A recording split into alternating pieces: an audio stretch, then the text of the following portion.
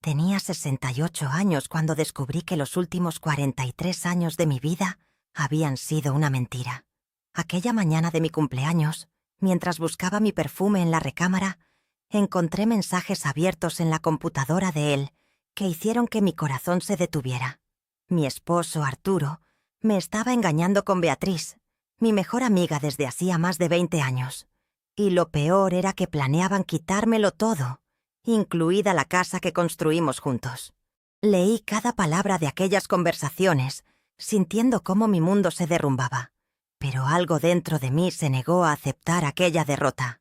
En lugar de gritar, en lugar de llorar, en lugar de confrontarlos en ese momento, tomé la decisión más importante de mi vida. Fingí que no sabía nada y comencé a planear mi venganza.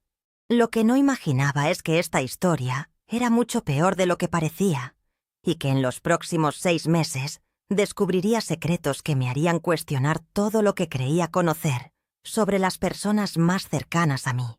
Si alguna vez te has sentido traicionada, humillada o invisible, quédate conmigo hasta el final de esta historia, porque lo que sucedió después demostrará que nunca es tarde para luchar por lo que es tuyo y recomenzar con dignidad. Desperté aquella mañana del 15 de marzo sintiendo una opresión en el pecho que no podía explicar. Era mi cumpleaños número 68, y la casa estaba demasiado silenciosa para un día que debía ser especial. Arturo había salido temprano, como venía haciendo en los últimos meses, siempre con una excusa lista en la punta de la lengua.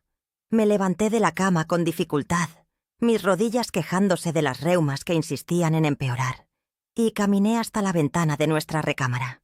Afuera, Xalapa despertaba como siempre, con el sonido de los vendedores ambulantes anunciando sus mercancías, el olor a café de olla viniendo de las casas vecinas, y ese bochorno jarocho que comenzaba a apretar incluso temprano en la mañana. 43 años de matrimonio debían significar algo, pensé mientras observaba la calle vacía. 43 años compartiendo la misma cama, la misma mesa, los mismos sueños. O al menos eso era lo que yo creía hasta ese momento. Bajé las escaleras agarrándome fuerte del barandal que Arturo había instalado hacía 5 años, cuando comencé a sentir mareos. Cada escalón parecía más pesado que el anterior, y no era solo por la edad. Algo estaba mal, muy mal, y mi cuerpo lo sabía incluso antes de que mi mente lo aceptara. En la cocina preparé mi café como hacía todas las mañanas, usando la misma taza azul que me regaló Elena, mi hija, la Navidad pasada. Ella vivía en Puebla, trabajaba como maestra, y nuestros encuentros eran demasiado escasos para mi gusto. Miré el reloj de la pared, aquel reloj antiguo con números romanos que compramos juntos cuando nos mudamos a esta casa, y vi que ya pasaban de las 9. Arturo no me había llamado, no me había mandado ni un solo mensaje deseándome feliz cumpleaños. Mi corazón se apretó un poco más. Decidí preparar una comida especial. Después de todo, era mi cumpleaños y merecía celebrar, aunque fuera sola. Tomé la lista del súper que siempre dejaba pegada en el refrigerador con un imán en forma de piña y comencé a anotar los ingredientes para hacer el pescado a la veracruzana que tanto le gustaba a Arturo. Quizás si hacía algo especial, él llegaría a casa con aquella sonrisa que solía tener, esa sonrisa que últimamente parecía reservada para otras cosas, para otras personas que no era yo. Sacudí la cabeza intentando alejar esos malos pensamientos. No era justo pensar así, no sin tener certezas. Pero la certeza estaba allí, tocando a la puerta de mi pecho como un visitante indeseado que se niega a irse. Subí nuevamente a la recámara, esta vez para elegir un vestido bonito para la comida. Abrí el closet y tomé mi vestido azul, aquel que Arturo siempre decía que hacía que mis ojos se vieran más bonitos. Lo puse sobre la cama y fui hasta el tocador a buscar mi perfume favorito, un regalo que me dio hace 3 años, en nuestro aniversario de bodas. Fue entonces cuando sucedió. Al pasar por su escritorio, donde la computadora estaba encendida, vi la pantalla prendida con una ventana de mensajes abierta. Mi corazón se disparó. Sabía que no debía mirar, que su privacidad era importante, pero mis pies se movieron solos. llevándome más cerca de aquella pantalla luminosa que brillaba como una trampa fatal. Leí el primer mensaje y sentí mi mundo derrumbarse. Era de Beatriz, mi mejor amiga desde hacía más de 20 años, la mujer que estuvo a mi lado en cada momento difícil de mi vida, que me dio la mano cuando perdí a mi madre, que me ayudó a cuidar a Elena cuando era pequeña. Las palabras en la pantalla quemaban mis ojos como hierro al rojo vivo. Hablaba sobre el encuentro que tuvieron ayer, sobre lo bien que se sintió en sus brazos, sobre cómo apenas podía esperar para cuando pudieran estar juntos de verdad, sin necesidad de esconderse. Se me atoró la respiración en la garganta. Deslicé la conversación hacia arriba con las manos temblando tanto que casi tiro el mouse, y vi mensajes de semanas atrás, de meses atrás. Llevaban juntos más de un año. Mi vista se nubló por las lágrimas que insistían en caer, pero seguí leyendo. Cada palabra una puñalada en mi pecho. Arturo hablaba de mí con tanto desdén, tanta frialdad, como si los 43 años que pasamos juntos no significaran absolutamente nada. Decía que yo era aburrida, que estaba vieja, que ya no lo entendía. Beatriz se reía de mis manías, me llamaba pobrecita. Decía que yo no tenía idea de lo que estaba pasando bajo mi propio techo. Planeaban el futuro. Un futuro donde yo no existía. Arturo hablaba de vender la casa, de repartir los bienes solo entre ellos dos, de dejarme con lo mínimo posible para que pudieran empezar una vida nueva juntos. Decía que yo sería fácil de manipular, que siempre fui demasiado ingenua para entender de documentos y papeles importantes. Me senté en la silla de él porque mis piernas no me sostenían más. El suelo parecía estarse moviendo bajo mis pies y la habitación giraba a mi alrededor. 43 años. 43 años despertando al lado de ese hombre, cocinando para él, lavando su ropa, cuidando la casa, criando a nuestra hija. Y todo lo que recibía a cambio era esta traición cruel, esta humillación calculada. Y Beatriz, ¿cómo pudo? ¿Cuántas veces se sentó en mi cocina, bebió mi café, me abrazó diciendo que nuestra amistad era para siempre? ¿Cuántas veces me miró a los ojos y mintió descaradamente mientras planeaba destruir mi vida? Oí el ruido de la puerta de la calle abriéndose, y el susto casi me hizo caer de la silla. Arturo estaba llegando. Rápidamente cerré la ventana de mensajes, apagué el monitor y me levanté con tanta prisa que sentí un mareo. Sequé las lágrimas con el dorso de las manos y respiré profundo 3 veces, intentando controlar el temblor que se apoderaba de todo mi cuerpo. No podía dejar que se diera cuenta. No todavía. Algo dentro de mí, una voz que ni siquiera sabía que existía, me dijo que esperara, que no lo confrontara ahora, que pensara antes de actuar. Era como si una fuerza desconocida se hubiera apoderado de mis pensamientos, impidiéndome bajar corriendo esas escaleras y gritar todo lo que había descubierto. Tomé mi vestido azul y fui al baño, cerrando la puerta con seguro. Me miré al espejo y no reconocí a la mujer que me devolvía la mirada. Mi rostro estaba pálido, mis ojos rojos e hinchados, mis labios temblaban. Abrí la llave y me eché agua fría en la cara, repitiendo el gesto varias veces hasta sentir que podría controlarme. Me cambié de ropa despacio, cada movimiento doloroso, como si mi cuerpo pesara toneladas. Me puse un poco de maquillaje para esconder las señales del llanto. Me puse el perfume que había ido a buscar y respiré profundo una vez más. Cuando salí del baño, yo era otra persona. Por fuera, parecía la misma Carmela de siempre. Por dentro, algo se había roto de un modo que jamás podría repararse. Bajé las escaleras y encontré a Arturo en la sala, sentado en el sofá revisando su celular. Levantó los ojos hacia mí y sonrió. Esa sonrisa que yo conocía tan bien, que amaba tanto, y que ahora parecía la máscara más falsa del mundo. Me dijo que estaba hermosa, que el vestido azul siempre se me veía perfecto. Preguntó si tenía planes para la comida, como si no tuviera idea de que era mi cumpleaños. Le dije que sí, que había preparado una sorpresa, que había invitado a algunos amigos. Mi voz salió firme, sin temblar, y eso me sorprendió. Él pareció satisfecho y volvió a mirar su celular. Fui a la cocina a terminar los preparativos, y mientras picaba los jitomates, las cebollas, los chiles güeros, imaginaba estar picando mi dolor en pedazos pequeños que pudiera tragarme sin atorarme. Los invitados comenzaron a llegar cerca del mediodía. Josefina, mi vecina, llegó primero trayendo un pastel de chocolate que ella misma había hecho. Me abrazó fuerte y me susurró un «feliz cumpleaños» al oído, y por un segundo casi me derrumbó ahí mismo.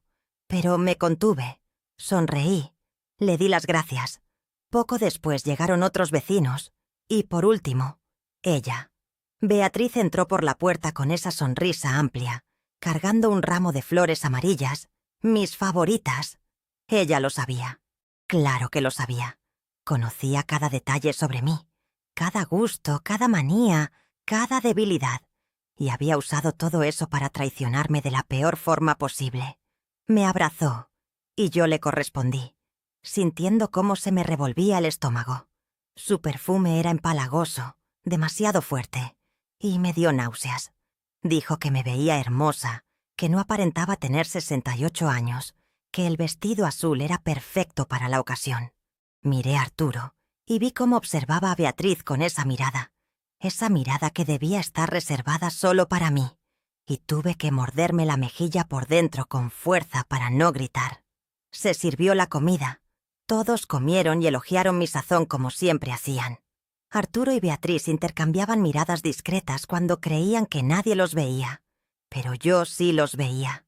Veía cada mirada, cada sonrisa cómplice, cada gesto cariñoso disfrazado de casual. Y cada uno de esos momentos era como un vidrio clavándose en mi pecho. Cuando llegó la hora del pastel y todos cantaron «Las mañanitas», cerré los ojos y pedí un deseo. No fue el deseo que solía pedir en años anteriores, deseando salud y felicidad para mi familia. Esta vez pedí fuerza. Fuerza para hacer lo que tenía que hacer. Fuerza para no derrumbarme. Fuerza para planear cada paso de lo que vendría. Abrí los ojos y soplé las velitas, y cuando el aplauso resonó en la sala, algo dentro de mí se transformó definitivamente. La Carmela que existía hasta esa mañana se había ido. En su lugar, nació alguien que aún no conocía bien, alguien más fría, más calculadora, alguien capaz de sonreír mientras planeaba su venganza. La fiesta terminó a media tarde, y uno por uno los invitados se fueron. Beatriz fue la última en irse. Me dio un beso en la mejilla y dijo que teníamos que vernos para un café la próxima semana, que tenía tantas novedades que contarme. Le dije que sí, que me encantaría, y cerré la puerta tras ella con una sonrisa que debió parecer real. Arturo se fue a la recámara diciendo que necesitaba descansar un poco, que había sido un día agotador. Quedé sola en la cocina lavando los trastes, y fue allí, con las manos sumergidas en el agua caliente con jabón, que tomé una decisión. No iba a confrontarlos. No iba a llorar. No iba a rogar. No iba a hacerme la víctima. Iba a hacer algo mucho peor. Iba a planear cada detalle de mi venganza con la misma frialdad con que ellos habían planeado mi destrucción. Y cuando todo estuviera listo, cuando menos lo esperaran, yo iba a atacar. Pero tenía que ser perfecto, tenía que ser devastador, tenía que ser algo que jamás olvidarían, de la misma forma que yo jamás olvidaría este día, este cumpleaños, esta traición. Terminé de lavar los trastes y me sequé las manos despacio, mirando por la ventana de la cocina, hacia el patio donde Arturo y yo solíamos sentarnos las tardes de domingo. Todo parecía igual, pero nada volvería a ser igual jamás. Subí las escaleras con pasos silenciosos y me detuve en la puerta de la recámara. Arturo estaba durmiendo, o al menos fingía estarlo. Observé su rostro por un largo momento, intentando encontrar algún rastro del hombre del que me enamoré hace tantos años. No encontré nada, solo un extraño acostado en mi cama, usando mi confianza como arma en mi contra. Cerré la puerta despacio y me fui al cuarto de visitas, donde pasé el resto de la noche despierta, mirando al techo, planeando mis siguientes movimientos. La guerra había comenzado, y esta vez yo no tenía la menor intención de perder. Los días siguientes fueron una tortura silenciosa. Despertaba de madrugada con el corazón disparado, sudando frío, reviviendo aquel momento en que leí los mensajes. Arturo dormía a mi lado como si nada hubiera pasado, roncando tranquilo, mientras yo miraba al techo contando las horas hasta el amanecer. Tuve que desarrollar una habilidad que nunca imaginé tener: el arte de fingir. Fingía que todo estaba bien cuando preparaba el desayuno. Fingía que lo besaba con cariño cuando salía a trabajar. Fingía que mi mundo no se había derrumbado por completo aquella mañana de cumpleaños.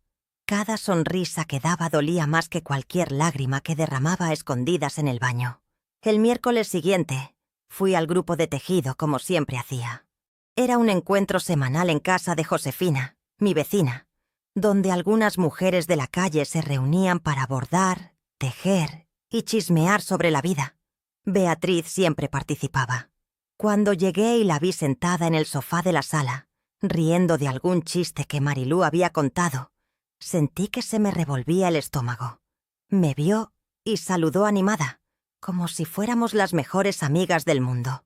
Y técnicamente aún lo éramos, al menos en su cabeza.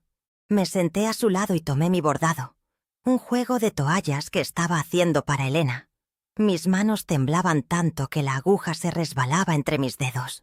Beatriz comenzó a hablar de lo difícil que había sido su semana, de cómo Carlos, su marido, estaba cada vez más distante, siempre ocupado con su trabajo en el ayuntamiento. Decía que se sentía sola, incomprendida, que su matrimonio de 38 años parecía haber perdido el encanto. Yo oía cada palabra y tenía ganas de gritarle la verdad en la cara, de exponer su hipocresía frente a todas aquellas mujeres que la admiraban. Pero no hice nada, solo asentí con la cabeza. Dije que entendía cómo se sentía, que el matrimonio a veces pasaba por malas rachas. Ella tomó mi mano y me agradeció por ser una amiga tan comprensiva. La ironía era tan cruel que casi me hizo reír. Durante el café, Josefina me llevó a un rincón de la cocina, mientras las otras estaban distraídas. Tenía una mirada preocupada, ese gesto de quien sabe que algo anda mal, pero no se atreve a preguntar directamente. Dijo que me veía diferente, más delgada, más pálida, y que si necesitaba hablar de cualquier cosa, ella estaría allí. Sentí un nudo en la garganta. Josefina era una buena persona, una vecina atenta, pero yo no podía confiar en nadie todavía, no hasta tener un plan sólido. Le agradecí su preocupación y le dije que solo estaba cansada, que la edad estaba pesando, que no era nada que una buena noche de sueño no resolviera. No pareció convencida, pero no insistió. Regresé a casa esa tarde con la cabeza hirviendo de pensamientos. Necesitaba ayuda, pero ¿de quién? No podía contarle a los vecinos porque en Xalapa aplica el pueblo chico, infierno grande, y los secretos no duran ni una semana. No podía contarle a las amigas del grupo, porque Beatriz era parte de ese círculo. Fue entonces cuando pensé en Elena. Mi hija siempre fue inteligente, siempre tuvo un sentido de la justicia muy agudo, y siempre tuvo una relación complicada con su padre. Ella veía cosas que yo me negaba a ver, siempre cuestionaba sus actitudes, siempre me alertaba cuando creía que él estaba siendo injusto conmigo. Tomé el teléfono y le marqué, pero cuando oí su voz del otro lado de la línea, las palabras no salieron. ¿Cómo le diría a mi hija que su padre me estaba engañando con mi mejor amiga? ¿Cómo le pondría ese peso en los hombros? Elena notó que algo andaba mal por mi silencio. Preguntó si estaba bien, si había pasado algo, si su papá me estaba tratando mal. La preocupación en su voz me hizo derrumbarme. Comencé a llorar. Un llanto ahogado que venía del fondo del alma. Y le conté todo. Le conté sobre los mensajes, sobre Beatriz, sobre sus planes de quitarme la casa, sobre la humillación de haber fingido normalidad en mi propio cumpleaños. Elena guardó silencio por unos segundos, que parecieron horas, y cuando finalmente habló, su voz era diferente. Era una mezcla de rabia y determinación que nunca antes le había oído. Dijo que vendría a Xalapa el fin de semana, que no iba a dejar que eso me pasara, que íbamos a resolver esta situación juntas. Cuando Arturo llegó del trabajo esa noche, yo ya había secado mis lágrimas y recompuesto mi máscara. Preparé la cena como siempre. Le serví en su plato. Me senté a la mesa y conversé sobre trivialidades mientras comíamos. Comentó que tenía mucho trabajo acumulado, que unos clientes nuevos estaban dando mucha lata, que tal vez necesitaría viajar a Veracruz la próxima semana para resolver unos asuntos. Yo sabía que era mentira. Sabía que en Veracruz era donde se encontraban en el motel, donde construían esa vida paralela a mis espaldas. Pero solo sonreí y dije que estaba bien, que entendía, que su trabajo era importante. Después de cenar, se fue a su estudio como siempre hacía, cerró la puerta y se quedó allí por horas. Yo sabía que estaba hablando con ella, planeando el próximo encuentro, riéndose de mí. Subí a la recámara y abrí el cajón de mi cómoda, donde guardaba algunos ahorros que había hecho a lo largo de los años.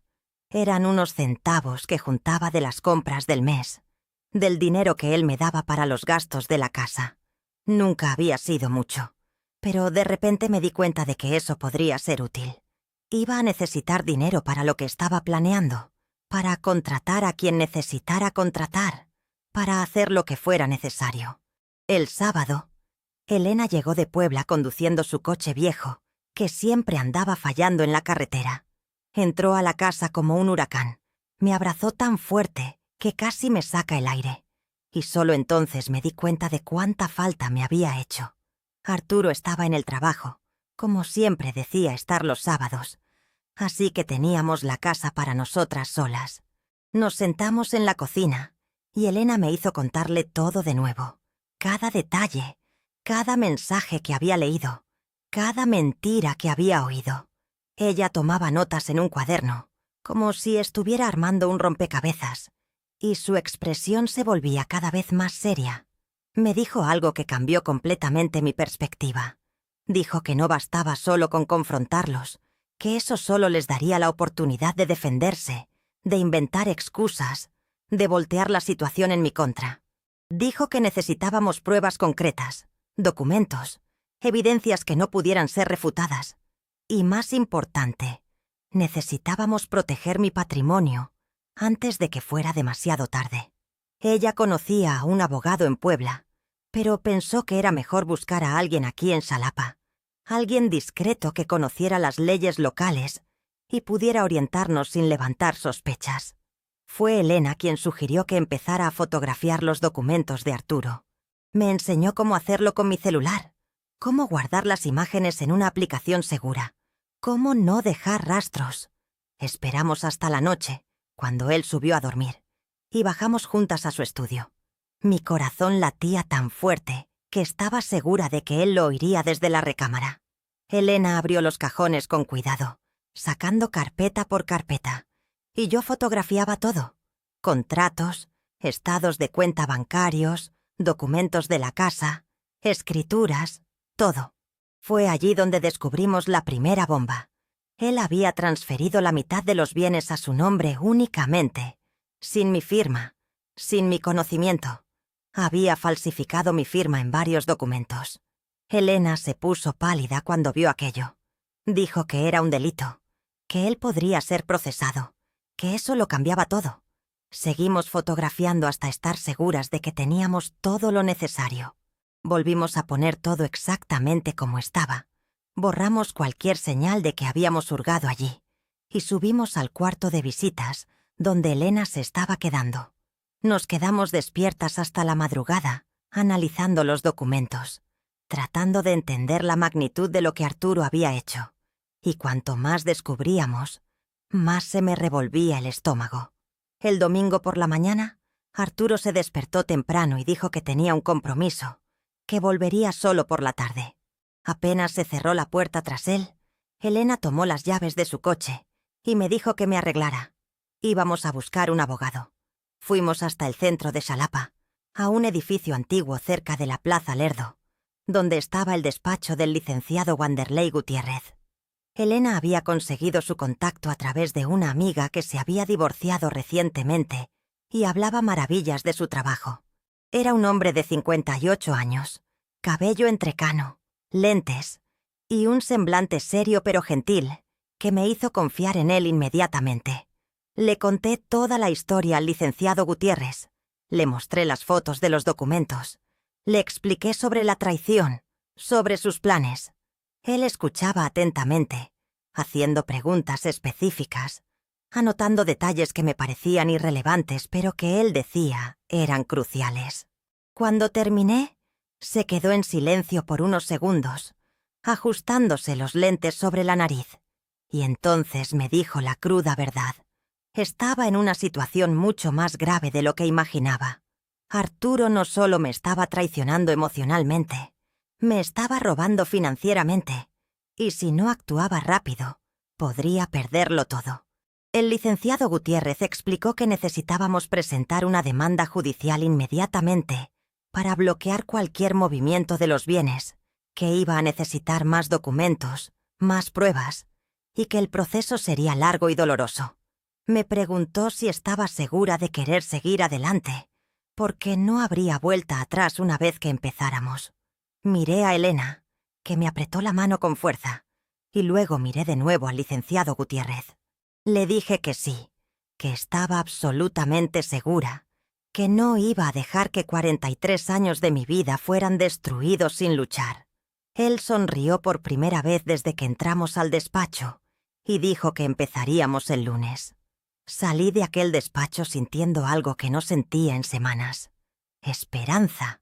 Pero era una esperanza mezclada con miedo, porque sabía que lo que estaba por venir sería una guerra, y yo aún no tenía idea de cuán sucia sería esa guerra.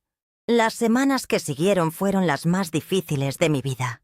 El licenciado Gutiérrez me había pedido que siguiera actuando con normalidad, mientras él reunía más pruebas y preparaba la documentación para presentar la demanda.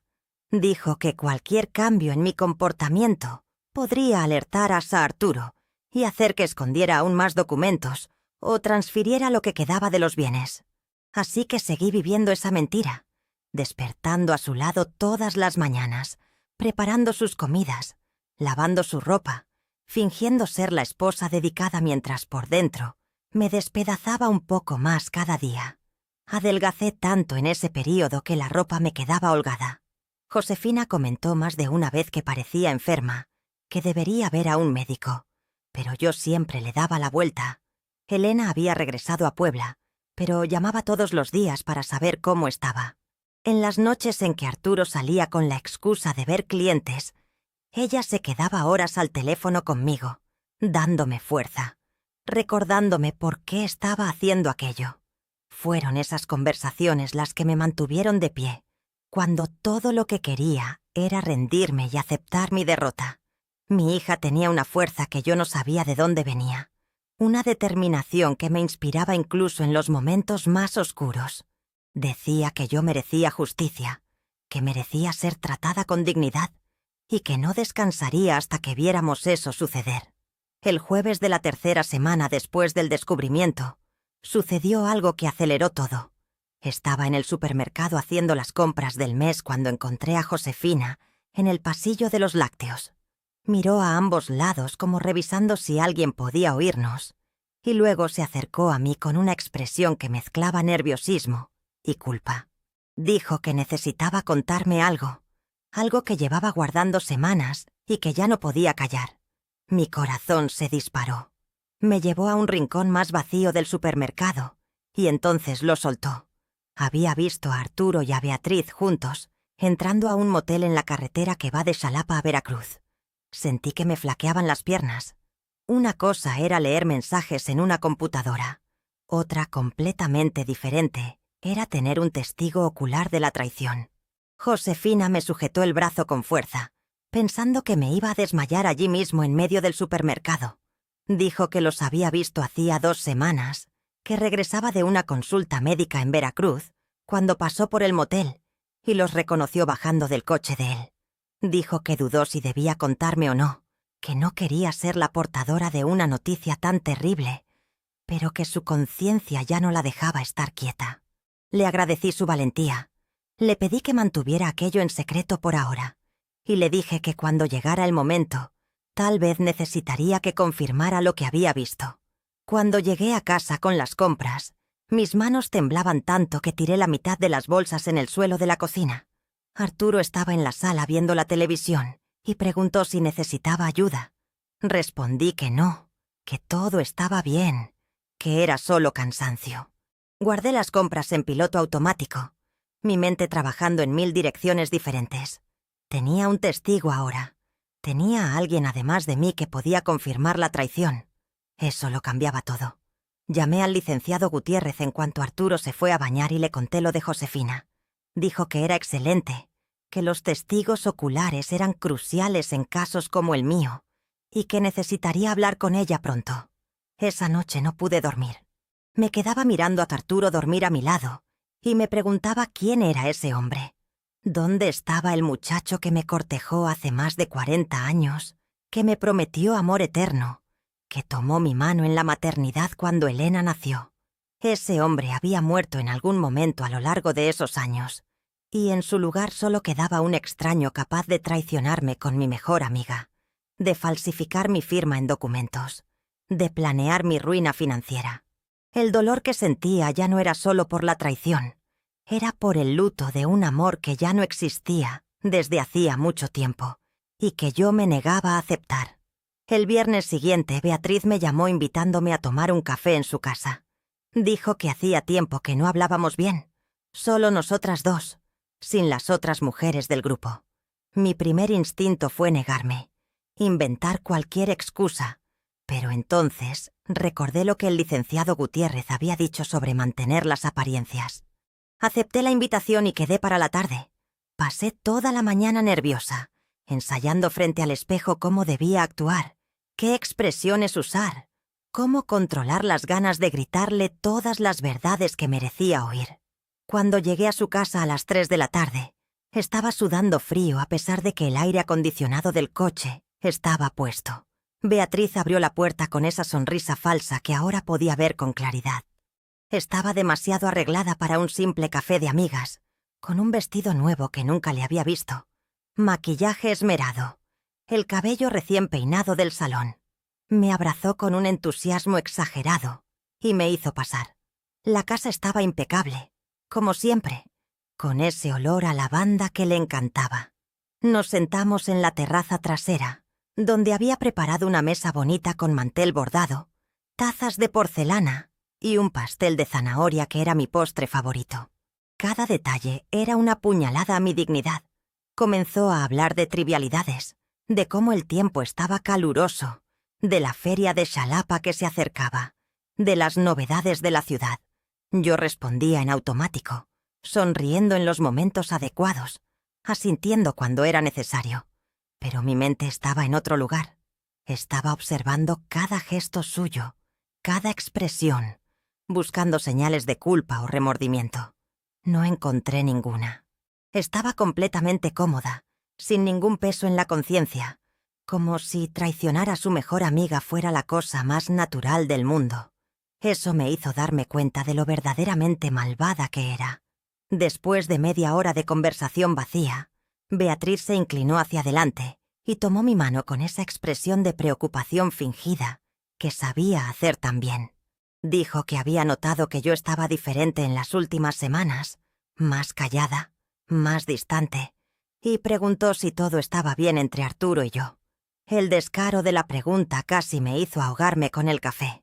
Allí estaba ella, la amante de mi marido, fingiendo preocupación por mi matrimonio.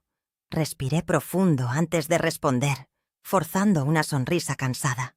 Dije que todo estaba normal, solo el estrés del día a día, la edad pesando, nada grave.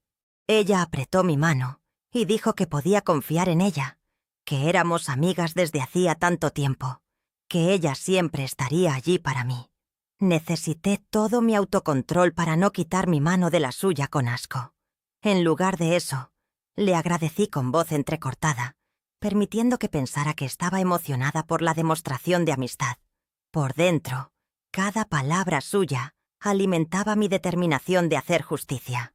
Cuando salí de casa de Beatriz 2 horas después, me sentí sucia, como si necesitara 3 baños para limpiarme de la falsedad de esa tarde. Pero también me sentí más fuerte. Había logrado mantener la farsa. Me había probado a mí misma que podía hacer lo que fuera necesario. Esa misma noche, Elena me llamó con una noticia. Su esposo, Mauricio, trabajaba con tecnología y se había ofrecido a ayudarnos. Podía instalar cámaras ocultas en la casa para capturar evidencias de las conversaciones entre Arturo y Beatriz cuando ella viniera de visita, como solía hacer a veces cuando Carlos estaba de viaje por trabajo. Elena dijo que Mauricio vendría el fin de semana con ella para instalar todo discretamente. La idea me incomodó al principio, parecía demasiado invasivo, pero el licenciado Gutiérrez dijo que era legal y que sería una prueba poderosa si lográbamos capturar confesiones en video. El sábado, Elena y Mauricio llegaron temprano. Arturo había salido a otro de sus supuestos compromisos de trabajo, lo que nos dio tiempo libre. Mauricio era un hombre callado, de pocas palabras, pero muy eficiente. Instaló cámaras diminutas en 3 puntos estratégicos de la casa. Una en la sala, disfrazada en un portarretratos, otra en la cocina, escondida en un reloj de pared, y la última en el estudio de Arturo, camuflada en un librero. Todo controlado desde mi celular a través de una aplicación que él instaló y me enseñó a usar. Dijo que las cámaras grabarían automáticamente cuando detectaran movimiento y sonido, y que yo podría acceder a las grabaciones en cualquier momento. Ver esas cámaras siendo instaladas me hizo sentir una extraña mezcla de poder y vergüenza. Por un lado, estaba finalmente tomando control de la situación, reuniendo pruebas concretas contra mi esposo infiel. Por otro, me había convertido en alguien que espiaba su propia casa, que tendía trampas, que planeaba venganzas. No era quien yo creía ser. La Carmela que existía antes de aquel 15 de marzo jamás habría hecho algo así. Pero aquella Carmela había sido ingenua, había sido engañada, había sido utilizada. La nueva Carmela necesitaba ser más astuta, más dura, más dispuesta a hacer lo necesario para sobrevivir. El lunes siguiente, el licenciado Gutiérrez me llamó pidiendo que fuera a su despacho. Tenía novedades importantes. Fui hasta allá con el corazón apretado, sin saber qué esperar. Cuando me senté frente a él, vi por sus ojos que no eran buenas noticias. Había logrado rastrear más movimientos financieros de Arturo y descubrió algo alarmante. Estaba planeando vender nuestra casa. Había falsificado más documentos, incluyendo un poder notarial a mi nombre, y ya tenía hasta un comprador interesado. La venta estaba programada para realizarse en 15 días. Sentí el mundo girar a mi alrededor. 15 días. Tenía solo 15 días para impedir que perdiera mi casa, el lugar donde crié a mi hija, donde construí mi vida. El licenciado Gutiérrez vio mi desesperación y fue rápido en calmarme. Dijo que íbamos a solicitar una medida cautelar inmediatamente, que el juez bloquearía cualquier intento de venta en cuanto viera los documentos falsos, que mi casa estaba segura, pero necesitaba actuar ahora. No podíamos esperar más. Él ya tenía todo preparado. Solo necesitaba mi autorización final para presentar la demanda. Miré a aquel hombre que apenas conocía desde hacía unas semanas y que ahora era mi única protección contra la ruina total. Le dije que sí, que hiciera lo necesario, que confiaba en él. Él sonrió y dijo que la próxima semana estaríamos en los juzgados, oficialmente. La guerra ya no era solo una posibilidad distante. Estaba a punto de comenzar de verdad, y ya no había vuelta atrás. La semana que siguió fue un torbellino de emociones que me dejó completamente agotada. El licenciado Gutiérrez había presentado la demanda el martes por la mañana, y para el jueves ya teníamos la medida cautelar que bloqueaba cualquier movimiento de los bienes. Arturo aún no sabía nada, y yo necesitaba mantener la farsa por unos días más, hasta que fuera notificado oficialmente. Cada minuto a su lado era una agonía. Lo veía revisando el celular, y sabía que estaba hablando con Beatriz. Lo veía sonriendo y sabía que se estaban riendo de mí. Lo veía salir de casa, y sabía exactamente a dónde iba. Pero yo sonreía, asentía y esperaba. La paciencia se había convertido en mi mayor aliada. El viernes por la noche sucedió algo que casi me hizo perder el control. Beatriz apareció en casa sin avisar, diciendo que Carlos había viajado a un congreso en Puebla y que se sentía sola. Arturo estaba en casa y la tensión en el aire era palpable. Intentaban disimular, mantenían distancia, evitaban mirarse directamente, pero yo lo veía. Veía cada mirada robada, cada sonrisa contenida, cada gesto que querían hacer, pero se contenían. Invité a Beatriz a pasar, le ofrecí café, y los tres nos sentamos en la sala como si fuéramos personas normales, teniendo una conversación normal. Las cámaras ocultas captaban todo. Arturo inventó una excusa de que necesitaba resolver algo en el estudio, y subió, dejándome sola con Beatriz. Ella comenzó a hablar de lo difícil que estaba su matrimonio, de cómo Carlos estaba cada vez más distante, de cómo se sentía invisible. Cada palabra era una mentira envuelta en autocompasión, y yo tenía que tragarme todo aquello, sin demostrar el asco que sentía. Dijo que me tenía envidia, de la relación que yo tenía con Arturo, de cómo él me trataba bien, de cómo éramos una pareja sólida después de tantos años. La ironía era tan absurda que necesité morderme la mejilla por dentro, hasta sentir sabor a sangre para no reírme en su cara. Después de media hora de conversación falsa, Beatriz dijo que necesitaba ir al baño. Aproveché que subió y rápidamente verifiqué el celular, accediendo a la aplicación de las cámaras. Vi que no había ido al baño. Había ido directo al estudio donde estaba Arturo. Mi corazón se disparó.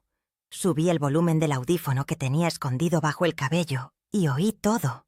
Se besaron, susurraron palabras de amor y luego comenzaron a hablar de mí. Arturo decía que solo faltaban unas semanas más, que el comprador de la casa ya había dado un adelanto, que pronto estarían libres.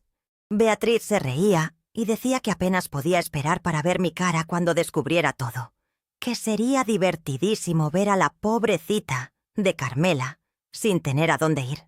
Mis manos temblaban sosteniendo el celular. La grabación se estaba guardando automáticamente, cada palabra suya siendo documentada, cada confesión siendo registrada. Pero oír aquello en vivo, saber que estaban a pocos metros de mí planeando mi destrucción, era mucho peor que leer mensajes antiguos. Cuando Beatriz bajó unos 5 minutos después, recompuesta y sonriente, tuve que hacer el mayor esfuerzo de mi vida para no explotar. Se despidió con besos en la mejilla y dijo que la próxima semana nos veríamos para otro café. Cerré la puerta tras ella y tuve que sostenerme del marco para no caer. Mis rodillas estaban débiles, mi respiración acelerada, y sentía que me iba a desmayar en cualquier momento. Arturo bajó poco después, silbando bajito, de buen humor. Preguntó qué quería Beatriz, y le dije que solo vino a hacer compañía, que se sentía sola. Él sonrió y dijo que era una buena amiga, que yo tenía suerte de tener a alguien así a mi lado. Fue en ese momento que algo dentro de mí cambió definitivamente. Ya no era solo rabia o dolor. Era una determinación fría, calculadora, casi aterradora. Iban a pagar por cada palabra, por cada humillación, por cada plan malvado. Y yo me iba a asegurar de que su caída fuera tan devastadora como había sido mi descubrimiento. El sábado por la mañana le transferí la grabación al licenciado Gutiérrez. Llamó media hora después diciendo que aquello era oro puro, que teníamos evidencias suficientes no solo de la traición, sino también del intento de fraude, de la conspiración para perjudicarme financieramente. Dijo que el lunes Arturo sería notificado oficialmente de la demanda de divorcio y del bloqueo de los bienes. Se me revolvió el estómago con la noticia. Lunes. En 2 días todo saldría a la luz, no habría más vuelta atrás. La guerra sería oficial. Parte de mí estaba aterrada, pero otra parte, la parte nueva y más fuerte que había nacido del dolor, estaba ansiosa por ver su cara cuando descubriera que yo lo sabía todo. Pasé el fin de semana entero con un nudo en el estómago. No podía comer bien. Había perdido otros 3 kilos, y la ropa me colgaba como si fuera de otra persona. Arturo comentó más de una vez que estaba muy delgada, que debería comer más, y yo tenía ganas de aventarle la verdad en la cara ahí mismo, pero me contuve. Faltaban solo unas horas. La noche del domingo me fui a acostar temprano alegando dolor de cabeza. Arturo se quedó en la sala viendo la televisión, y yo me encerré en la recámara con mi celular, revisando todas las pruebas que habíamos reunido. Eran fotos de documentos, grabaciones de conversaciones, el testimonio de Josefina, estados de cuenta mostrando las transferencias ilegales. Era un arsenal completo. El lunes, desperté a las 5 de la mañana sin haber dormido bien. Me quedé observando a Sir Arturo dormir, su rostro relajado, sin ninguna señal de la persona horrible en que se había revelado. ¿Cómo era posible que alguien pareciera tan tranquilo cargando tantas mentiras? Me levanté, me bañé y bajé a preparar el café. El licenciado Gutiérrez me había avisado que el actuario del juzgado aparecería alrededor de las 10 de la mañana para entregar la notificación. Eran las 6:30. Todavía tenía 3 horas y media de espera. Cada minuto se arrastraba como una eternidad. Arturo bajó a las 7:30, ya arreglado para el trabajo. Desayunó conmigo como en cualquier día normal. Comentó sobre el clima, sobre unos clientes que tenía que visitar. Dijo que volvería solo al final de la tarde. Yo solo asentí, incapaz de formar palabras. Cuando se levantó para tomar su portafolio, algo inesperado sucedió. Vino hasta donde yo estaba. Pasó la mano por mi rostro con una delicadeza que no demostraba en meses y dijo que me amaba. Aquellas palabras, que deberían haberme calentado el corazón, me helaron hasta los huesos.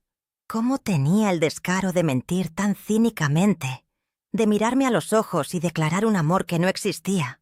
Forcé una sonrisa y repetí las palabras de vuelta, y cuando salió por la puerta, respiré aliviada. A las 9:30 llegó Elena. Había pedido el día en el trabajo y manejado desde Puebla para estar a mi lado en el momento de la notificación. Me abrazó fuerte y dijo que todo saldría bien, que estábamos haciendo lo correcto, que yo era lo suficientemente fuerte para enfrentar lo que vendría. Nos sentamos juntas en el sofá de la sala, tomadas de la mano, esperando. A las 10:15 sonó el timbre. Mi corazón casi se salió por la boca. Era el actuario, un hombre de mediana edad con una expresión profesional y distante. Preguntó si estaba Arturo, y le expliqué que había salido pero que volvería al final de la tarde. El oficial dijo que volvería a las 5 y que necesitaba entregar los documentos personalmente. Las horas que siguieron fueron las más largas de mi vida. Elena intentó distraerme. Preparó la comida, puso una telenovela en la televisión, pero nada funcionaba.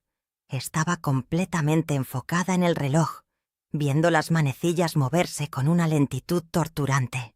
A las 4:30, el coche de Arturo entró en la cochera. Estaba más temprano de lo que había dicho. Mi corazón comenzó a latir tan fuerte que pensé que iba a explotar. Elena apretó mi mano y susurró que estaba conmigo, que no me dejaría sola. Arturo entró por la puerta con cara de cansado. Saludó a Elena con sorpresa. Preguntó qué estaba haciendo allí. Ella dijo que había venido de visita, que hacía tiempo que no pasaba un rato conmigo. A las 5 en punto, sonó el timbre nuevamente. Arturo fue a abrir, aún sin sospechar nada. Cuando regresó a la sala, su rostro estaba completamente blanco. Sostenía un sobre oficial, sus manos temblando visiblemente. Me miró con una expresión que mezclaba shock y confusión, y preguntó qué era aquello. Su voz salió aguda, casi infantil. Elena se levantó y se puso a mi lado, como una guardia protectora. Respiré profundo y dije con una voz que apenas reconocí como mía: «Lo sé todo, Arturo. Sé lo de Beatriz y tú. Sé de los documentos falsificados. Sé de la venta de la casa. Sé de cada mentira que has dicho en los últimos meses». El silencio que siguió fue ensordecedor. Arturo me miraba como si estuviera viendo un fantasma, su boca abriéndose y cerrándose sin poder formar palabras. El sobre cayó de sus manos al suelo. Intentó hablar, intentó negarlo, pero lo interrumpí. Le mostré mi celular con las grabaciones, con las fotos de los documentos, con todo. Vio su vida entera derrumbarse frente a sus ojos. Intentó acercarse a mí, pero Elena se interpuso entre nosotros. Comenzó a hablar atropelladamente, diciendo que yo no entendía, que podía explicarlo, que no era lo que yo estaba pensando, pero sus palabras eran vacías, desesperadas, mentiras débiles de un hombre que había sido atrapado. Le dije que tenía 15 minutos para tomar sus cosas esenciales e irse de mi casa. Intentó argumentar que la casa también era suya, pero Elena le mostró la medida cautelar que bloqueaba todo, que le prohibía vender cualquier bien, que lo investigaba por falsificación de documentos. Vi el momento exacto en que entendió la gravedad de la situación. Su rostro pasó del blanco al rojo, y entonces comenzó a gritar. Gritó que yo era una traidora, que él me había dado los mejores años de su vida, que yo no tenía derecho a hacerle eso. La hipocresía de sus palabras habría sido cómica si no fuera tan trágica. Elena tomó el teléfono y dijo que si no se iba inmediatamente, llamaría a la policía por allanamiento de morada, ya que la orden judicial me daba la posesión temporal de la casa. Arturo subió las escaleras como un animal herido, azotando puertas, maldiciendo, y regresó 15 minutos después con una maleta hecha de prisa. Antes de salir se volteó hacia mí con una mirada de odio puro y dijo que me iba a arrepentir, que él tenía amigos, que iba a hacer mi vida un infierno. Elena abrió la puerta y le dijo que se fuera, antes de que realmente llamara a las autoridades. Él salió azotando la puerta con tanta fuerza que el cuadro en la pared tembló. En cuanto oí su coche salir de la cochera, mis piernas cedieron y me derrumbé en el suelo. Elena me abrazó mientras yo lloraba, pero no eran lágrimas de tristeza. Eran lágrimas de alivio, de liberación, de un peso que finalmente me había quitado de los hombros. El primer paso estaba dado, pero la guerra apenas comenzaba. Los días siguientes a la expulsión de Arturo fueron una montaña rusa de emociones. Por un lado, sentía un alivio inmenso por no tener que fingir más, por no necesitar despertar al lado de un hombre que me traicionaba descaradamente. Por otro, la casa parecía aterradoramente vacía y silenciosa.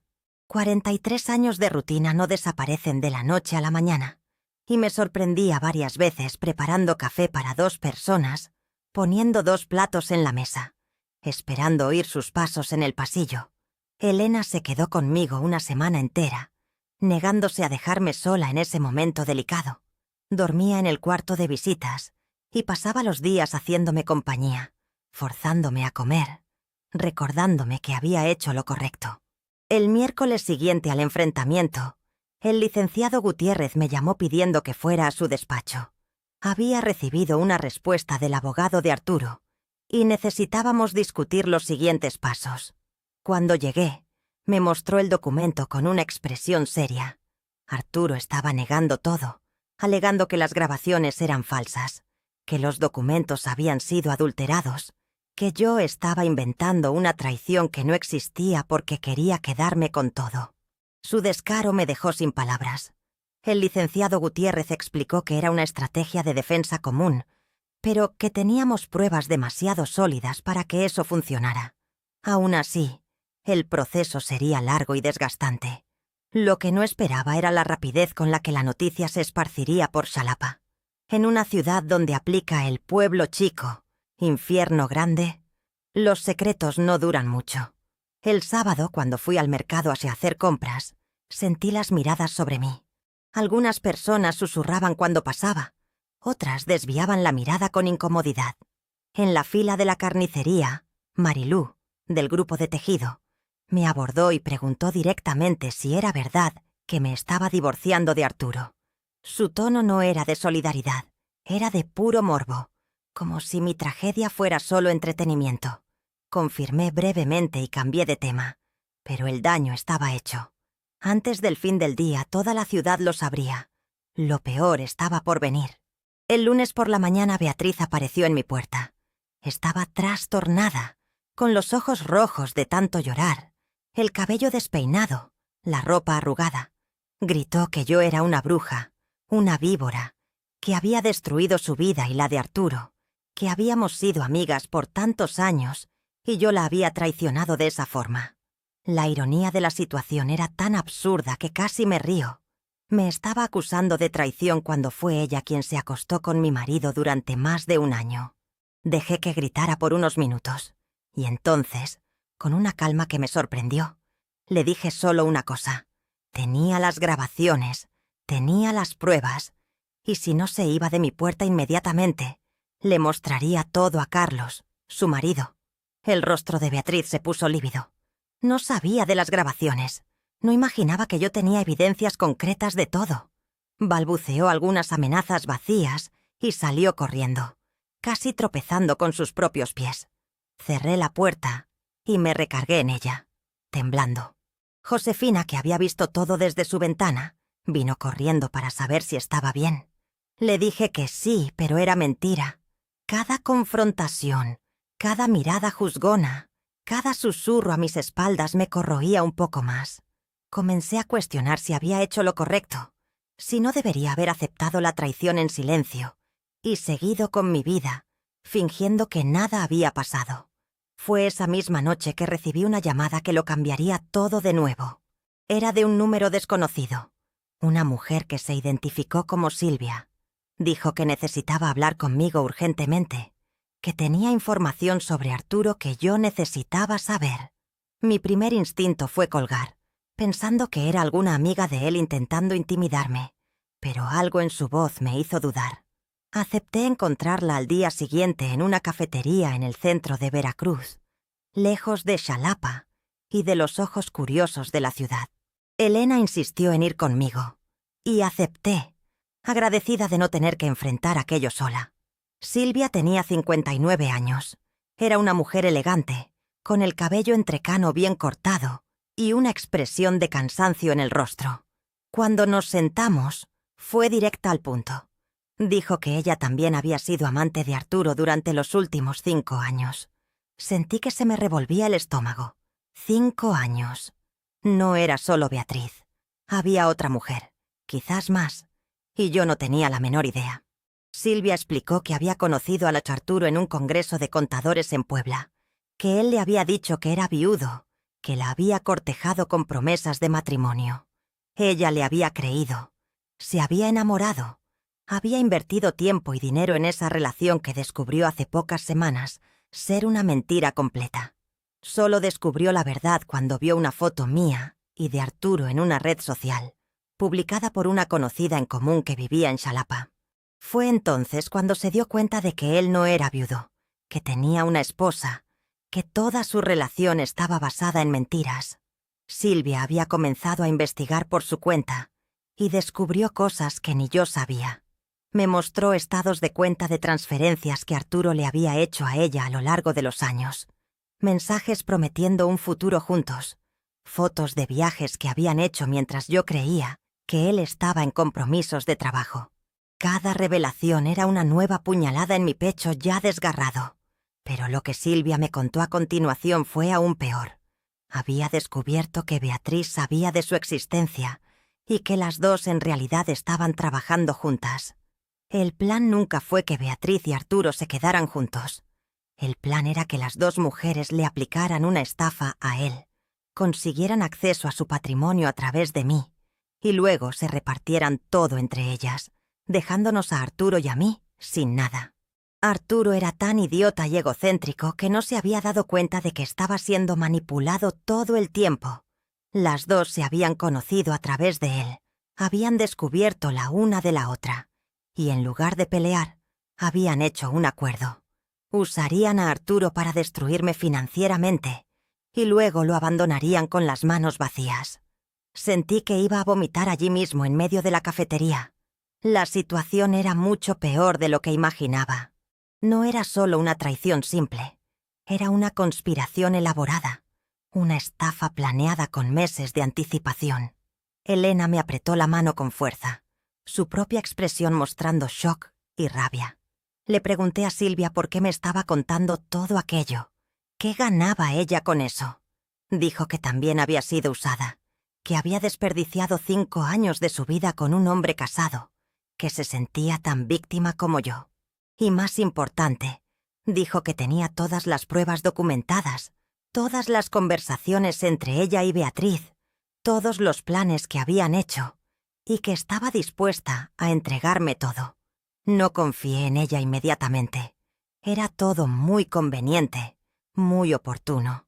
Pero Elena, siempre más pragmática que yo, dijo que no importaban las motivaciones de Silvia. Lo que importaba era que tenía pruebas que podían cambiar completamente el rumbo del proceso. Acordamos un segundo encuentro para el día siguiente, cuando Silvia traería toda la documentación. Regresamos a Xalapa en silencio, mi cabeza procesando todo lo que había oído. Arturo no era solo un esposo infiel. Era un idiota que había sido manipulado por dos mujeres que eran aún más crueles que él. Y yo estaba en medio de esa guerra, siendo destrozada por todos lados. A la mañana siguiente volvimos a Veracruz. Silvia nos esperaba con una carpeta llena de documentos, memorias USB con grabaciones de conversaciones telefónicas, capturas de pantalla de mensajes entre ella y Beatriz. Todo estaba allí, cada detalle de la estafa que pretendían aplicar.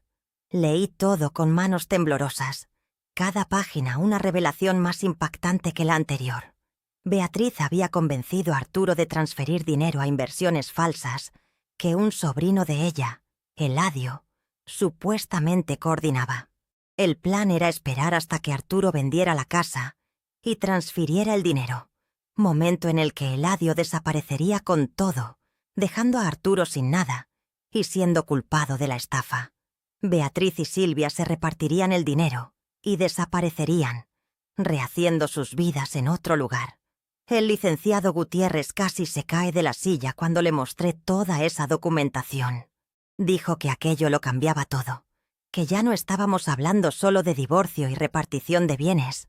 Estábamos hablando de estafa, asociación delictuosa y falsificación de documentos. Arturo, Beatriz e incluso Silvia podrían enfrentar procesos penales. Silvia dijo que estaba dispuesta a testificar contra Beatriz y Arturo a cambio de inmunidad, que solo quería recuperar el dinero que le había dado a Arturo a lo largo de los años creyendo en sus mentiras. El licenciado Gutiérrez explicó que eso lo decidiría un fiscal, no él, pero que, con su colaboración, teníamos un caso fuertísimo. Los días siguientes fueron de preparación intensa. El licenciado Gutiérrez adjuntó toda la nueva documentación al proceso, pidió una audiencia urgente con el juez y preparó a Silvia y a Josefina para que rindieran declaración. Yo pasé ese tiempo oscilando entre rabia, tristeza y una extraña sensación de venganza. Finalmente, la verdad completa estaba saliendo a la luz, y no era solo yo contra Arturo. Era mucho más grande que eso. El jueves recibí una llamada desesperada de Carlos, el marido de Beatriz. Lo había descubierto todo. Había leído los mensajes en el celular de ella, había visto las transferencias bancarias. Estaba destrozado, llorando al teléfono, pidiéndome disculpas como si la traición de su esposa fuera culpa suya. Fui a su casa esa tarde.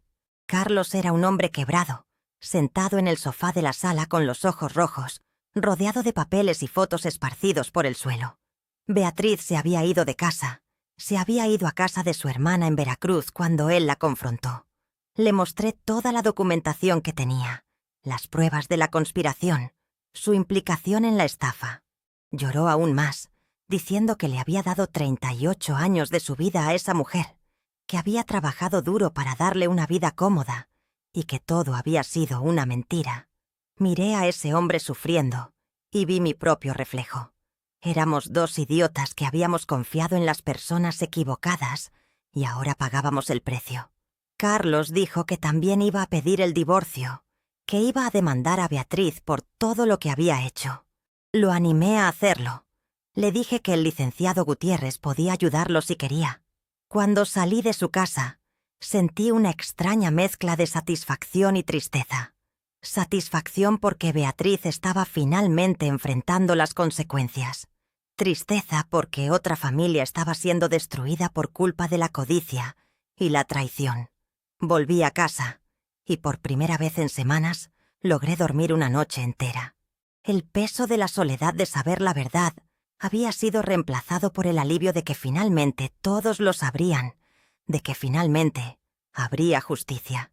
Pero en el fondo de mi corazón sabía que la parte más difícil aún estaba por venir. La audiencia estaba programada para el lunes siguiente, y los días previos fueron de una ansiedad que me consumía por dentro. El licenciado Gutiérrez me había preparado para lo que debía esperar. Me había orientado sobre cómo responder a las preguntas, sobre cómo mantener la calma incluso cuando el abogado de Arturo intentara desestabilizarme. Pero ninguna preparación en el mundo podría haberme preparado para lo que sentí cuando entré en aquella sala fría de los juzgados, con sus paredes blancas y el olor a papel viejo y polvo. Arturo ya estaba allí, sentado al lado de su abogado, un hombre alto de traje gris, que me miró con desprecio en cuanto entré. Nuestras miradas se encontraron por un segundo, y lo que vi en sus ojos no fue remordimiento ni vergüenza, sino rabia pura. Elena estaba a mi lado, su presencia dándome la fuerza que necesitaba para no salir corriendo de esa sala. El licenciado Gutiérrez nos guió hasta nuestros lugares, y entonces comenzó lo que sería una de las experiencias más humillantes y dolorosas de mi vida. El juez, un hombre de unos 55 años con expresión cansada, dio inicio a la audiencia pidiendo que cada parte presentara sus alegatos. El abogado de Arturo comenzó, pintándome como una mujer inestable, envidiosa, que había inventado una traición inexistente para quedarse con todo el patrimonio de la pareja. Dijo que las grabaciones habían sido manipuladas, que Arturo era un hombre trabajador y honesto, que estaba siendo víctima de una trampa de su resentida esposa. Cada palabra era como una bofetada en mi cara. Contuve las lágrimas con todas mis fuerzas. No les iba a dar la satisfacción de verme llorar. Cuando fue el turno del licenciado Gutiérrez, se levantó con una carpeta gruesa bajo el brazo y comenzó a presentar las pruebas, una por una. Los mensajes entre Arturo y Beatriz, los documentos falsificados, los estados de cuenta mostrando transferencias sospechosas, el testimonio de Josefina que los había visto entrando al motel. Y entonces, la bomba. Presentó a Silvia como testigo, explicando toda la conspiración entre ella y Beatriz, mostrando las conversaciones donde planeaban la estafa. Vi el rostro de Arturo perder todo color cuando Silvia entró en la sala. Ella rindió declaración con una firmeza que me impresionó, contando cada detalle de su relación con Arturo, de las mentiras que él le contó, de las promesas vacías, y luego reveló la parte que ni Arturo sabía, las conversaciones entre ella y Beatriz, los planes de quedarse con todo el dinero y dejarlo sin nada, la participación del sobrino de Beatriz en el esquema. Vi a Arturo levantarse bruscamente de la silla, gritando que eso era mentira, que Silvia estaba siendo pagada por mí para inventar historias. El juez golpeó con el mazo y le ordenó que se sentara y se controlara, o sería retirado de la sala. Su abogado tuvo que sujetarlo del brazo y susurrarle algo al oído para hacerlo sentar de nuevo. La audiencia duró casi 4 horas. Josefina también rindió declaración, confirmando que había visto a Arturo y Beatriz juntos en el motel más de una vez. Elena testificó sobre el estado emocional en el que me encontró cuando le conté sobre la traición, sobre cómo había adelgazado, sobre las noches que pasé en vela. Cada testimonio era un clavo más en el ataúd de la defensa de Arturo. Cuando finalmente llegó mi turno de hablar, mis piernas temblaban tanto que pensé que no podría levantarme, pero lo logré. Caminé hasta el frente de la sala, me senté en la silla de los testigos y conté mi historia. Conté sobre los 43 años de matrimonio, sobre cómo había sido una esposa dedicada, sobre el descubrimiento de los mensajes en mi cumpleaños, sobre la humillación de tener que fingir normalidad mientras planeaba cómo protegerme. El abogado de Arturo intentó desestabilizarme durante el contrainterrogatorio. Preguntó si yo no tenía la culpa del distanciamiento en el matrimonio, si no había descuidado a mi esposo, si no había dejado de cuidar mi apariencia. Cada pregunta era más ofensiva que la anterior, intentando culparme a mí de la traición. Pero el licenciado Gutiérrez me había preparado para eso. Respondí con calma, diciendo que había sido una esposa presente, que cuidaba de la casa, que apoyaba su trabajo, que la traición había sido una elección exclusivamente suya. Cuando terminé mi declaración y volví a mi lugar, estaba exhausta, pero también aliviada.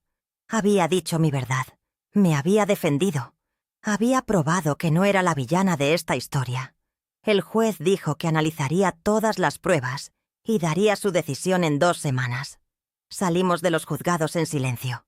Elena me abrazó en el estacionamiento y dijo que había sido perfecto, que había sido fuerte y valiente, pero yo no me sentía así. Me sentía vaciada, como si me hubieran quitado algo esencial dentro de mí en esa sala. Ver a Arturo, oír sus mentiras, tener que revivir todo ese dolor frente a extraños, había sido devastador. El licenciado Gutiérrez nos alcanzó y dijo que la audiencia había ido mejor de lo que esperaba, que las evidencias eran abrumadoras, que estaba seguro de que el juez decidiría a mi favor. Pero incluso con sus palabras tranquilizadoras, no podía sentir alivio, solo cansancio. En los días que siguieron, la vida en Xalapa se volvió aún más difícil. La audiencia había sido pública, y pronto todos en la ciudad sabían los detalles sórdidos del caso. Algunas personas me apoyaban, diciendo que había hecho lo correcto, que Arturo y Beatriz merecían todo lo que estaba pasando. Otras me juzgaban, diciendo que me había precipitado, que debería haber resuelto eso en casa, que estaba exponiendo a mi familia al ridículo público. Dejé de ir al grupo de tejido porque no aguantaba más las miradas de lástima y las preguntas invasivas. Dejé de ir a la iglesia los domingos porque los susurros durante la misa me daban náuseas. Me encerré en casa, saliendo solo para lo esencial. Fue Josefina quien comenzó a sacarme de ese estado depresivo. Aparecía todos los días en mi casa con alguna excusa. Traía un pastel que había hecho, pedía ayuda con un bordado, me invitaba a ver una telenovela. Al principio me resistía. Quería estar sola ahogándome en mi propia tristeza, pero ella insistía. Poco a poco, comencé a darme cuenta de que su compañía era lo único que hacía los días soportables. Nunca me juzgó, nunca hizo preguntas invasivas, solo estaba allí, silenciosamente apoyándome. Una tarde, mientras tomábamos café en mi terraza, tomó mi mano y dijo algo que nunca olvidaré. No estás sola, Carmela. Hay gente que te quiere y va a estar aquí sin importar lo que pase. El jueves de esa semana recibí una llamada inesperada de Eladio, el sobrino de Beatriz. Estaba desesperado, diciendo que necesitaba hablar conmigo urgentemente. Desconfié al principio. Pensé que era alguna trampa de Beatriz, pero imploró tanto que acepté encontrarlo en una plaza pública, en el centro de Xalapa, donde tendríamos testigos alrededor. Cuando llegué, estaba sentado en una banca, con la cabeza entre las manos, visiblemente afectado. Tenía 35 años, pero parecía mucho mayor en ese momento, con ojeras profundas y la ropa arrugada. Me senté a su lado manteniendo la distancia, lista para salir corriendo si era necesario. Eladio me contó que Beatriz y Arturo lo habían engañado a él también. Habían usado su nombre para crear la empresa falsa de inversiones. Habían falsificado su firma en documentos. Habían hecho parecer que él era el cerebro de la estafa cuando en realidad no sabía nada. Ahora la investigación se estaba centrando en él, y podría ir a la cárcel por crímenes que no cometió. Lo había descubierto todo hacía pocos días, cuando recibió una citación judicial, y había comenzado a investigar por su cuenta. Me mostró documentos que probaban que Beatriz y Arturo habían planeado usarlo como chivo expiatorio desde el principio, que el plan siempre fue incriminarlo y desaparecer con el dinero, mientras él enfrentaba las consecuencias legales. Quedé impactada. No imaginaba que la maldad de Beatriz y Arturo llegara a ese punto, destruyendo la vida de un joven inocente para cubrir sus propios crímenes. Eladio me entregó toda la documentación que había logrado reunir, implorándome que se la entregara a mi abogado, que aquello podría probar su inocencia e incriminar aún más a los verdaderos culpables. Prometí que le llevaría todo al licenciado Gutiérrez, y él me agradeció con lágrimas en los ojos. Dijo que su tía se había convertido en una persona que no reconocía, que la codicia había transformado a Beatriz en un monstruo. Salí de ese encuentro con una carpeta llena de nuevos documentos y un peso aún mayor en el corazón. El licenciado Gutiérrez quedó extasiado cuando vio lo que Eladio me había dado. Dijo que aquello era la última pieza del rompecabezas, la prueba definitiva de que Beatriz y Arturo eran los verdaderos criminales detrás de todo el esquema. Inmediatamente se puso en contacto con el fiscal responsable de la investigación penal, que se había abierto paralelamente al proceso de divorcio, y entregó toda la documentación. El viernes supe por el licenciado Gutiérrez que Beatriz había sido acusada formalmente de estafa, asociación delictuosa y falsificación de documentos. Arturo también enfrentaría las mismas acusaciones. Carlos, el marido de Beatriz, también había presentado oficialmente la demanda de divorcio, usando las mismas pruebas que yo había proporcionado. La ciudad entera estaba en shock con las revelaciones. El caso había adquirido proporciones que nadie imaginaba, y ahora ya no era solo una historia de traición conyugal, sino un escándalo de proporciones criminales. Beatriz tuvo que cerrar su salón de belleza porque ninguna clienta quería ser atendida por ella. Arturo perdió varios clientes que no querían tener sus negocios asociados a alguien bajo investigación penal. La caída de ambos era pública y humillante, exactamente como lo habían planeado para mí. Pero incluso viendo toda esa justicia sucediendo, no sentía la satisfacción que imaginaba sentir. Sentía solo cansancio y un vacío inmenso donde antes existía un matrimonio, una amistad, una vida entera. El domingo, 2 semanas después de la audiencia, recibí la llamada que estaba esperando. Era el licenciado Gutiérrez pidiéndome que fuera a su despacho el lunes por la mañana. El juez había dado su decisión. Pasé esa noche entera despierta, mi corazón acelerado, miles de pensamientos pasando por mi cabeza. ¿Y si el juez hubiera decidido en mi contra? ¿Y si las pruebas no hubieran sido suficientes? ¿Y si Arturo lograba quedarse con la mitad de los bienes, incluso después de todo lo que había hecho? Elena llamó tarde en la noche y se quedó al teléfono conmigo hasta que logré calmarme lo suficiente para intentar dormir. Dijo que no importara lo que pasara, lo íbamos a enfrentar juntas. Pero en el fondo yo sabía que la decisión de ese juez determinaría no solo mi futuro financiero, sino también si todo el dolor y la humillación que pasé habrían valido la pena. Llegué al despacho del licenciado Gutiérrez a las 9 en punto de aquel lunes. Elena había venido de Puebla nuevamente, negándose a dejarme enfrentar ese momento sola. Mis manos sudaban frío mientras subíamos las escaleras del edificio antiguo en el centro de Xalapa.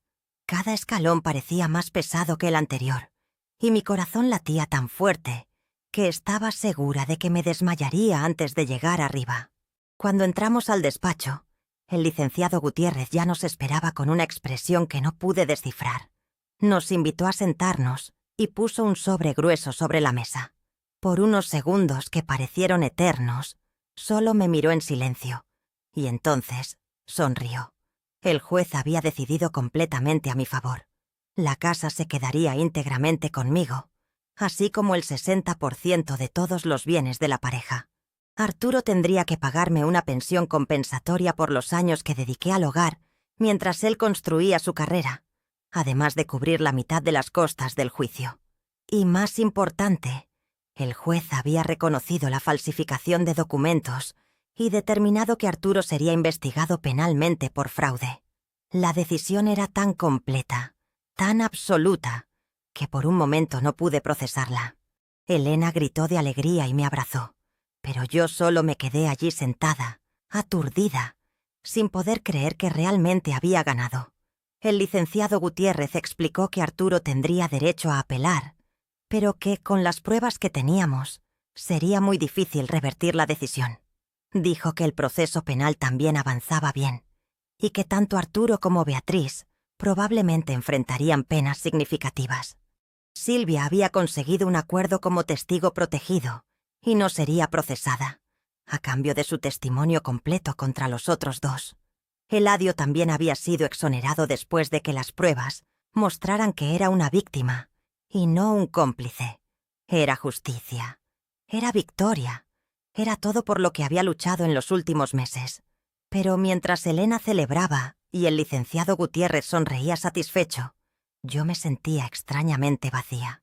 Salimos del despacho bajo el sol fuerte de Xalapa, y fue allí, en la banqueta caliente de la calle principal, que finalmente me derrumbé. Comencé a llorar. Un llanto profundo que venía de un lugar que ni siquiera sabía que existía dentro de mí. Elena me abrazó mientras la gente pasaba mirando con curiosidad, pero ya no me importaban las miradas, ni los juicios, ni lo que la ciudad pensara de mí. Lloré por la mujer que era antes de descubrir la traición, por la inocencia que había perdido, por los 43 años de matrimonio que resultaron ser una mentira. Lloré por el amor que había muerto sin que me diera cuenta, por la amistad que nunca existió de verdad, por todo en lo que había creído y que se reveló falso.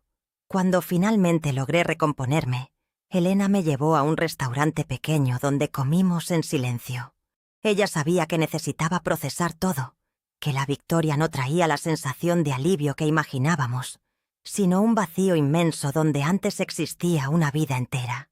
Después de la comida, volvimos a casa. La casa que ahora era oficialmente solo mía, pero que parecía más grande y más vacía que nunca. Elena dijo que se quedaría conmigo unos días más, hasta estar segura de que estaba bien. Se lo agradecí, agradecida por tener una hija tan dedicada, tan presente, tan fuerte, cuando yo no podía serlo. Esa tarde recibí una llamada de Carlos. Él también había recibido la decisión de su divorcio con Beatriz. Y al igual que en mi caso, el juez había decidido a su favor. Beatriz se quedaría solo con el 20% de los bienes de la pareja. Él se quedaría con la casa. Y ella aún tendría que devolver el dinero que había desviado de las cuentas conjuntas para la estafa. Carlos parecía aliviado pero también profundamente triste. Dijo que había ido a visitar a Beatriz a casa de su hermana en Veracruz para entregarle los papeles del divorcio personalmente y que estaba irreconocible. Había adelgazado mucho. El cabello estaba sin vida y ella había llorado implorando perdón, diciendo que había sido un error terrible, que la codicia se había apoderado de ella. No sentí lástima por Beatriz. Sabía que esas lágrimas eran más por haber sido descubierta que por remordimiento genuino. Pero Carlos era un hombre demasiado bueno, y podía oír en su voz que parte de él todavía amaba a la mujer con la que había pasado 38 años. Le dije que era natural sentir eso, que llevaría tiempo procesar la pérdida, que necesitaba ser gentil consigo mismo. Él agradeció y dijo que si no fuera por mí, por mi valentía al enfrentar la situación, él todavía estaría viviendo en la mentura. Colgué el teléfono y me pregunté si valentía era realmente la palabra correcta. No me había sentido valiente en ningún momento de esos meses terribles. Solo desesperada, enojada, determinada a no dejar que me destruyeran por completo. El miércoles de esa semana, Josefina organizó una comida en su casa e invitó a algunas vecinas. Dijo que era para celebrar mi victoria, pero yo sabía que era más que eso. Era una forma de reintegrarme a la vida social, de mostrarle a la ciudad que había sobrevivido, que no estaba escondida de vergüenza. Me resistí mucho a ir, pero Elena insistió en que sería bueno para mí, que quedarme encerrada en casa solo empeoraría las cosas. Cuando llegué a casa de Josefina, me sorprendió ver cuántas mujeres estaban allí. Eran vecinas, amigas del grupo de tejido, mujeres de la iglesia. Todas me recibieron con abrazos y palabras de apoyo, diciendo que había sido valiente, que había hecho lo correcto. Durante la comida me di cuenta de algo que no había notado antes. Casi todas esas mujeres tenían sus propias historias de traición, de abuso, de relaciones difíciles.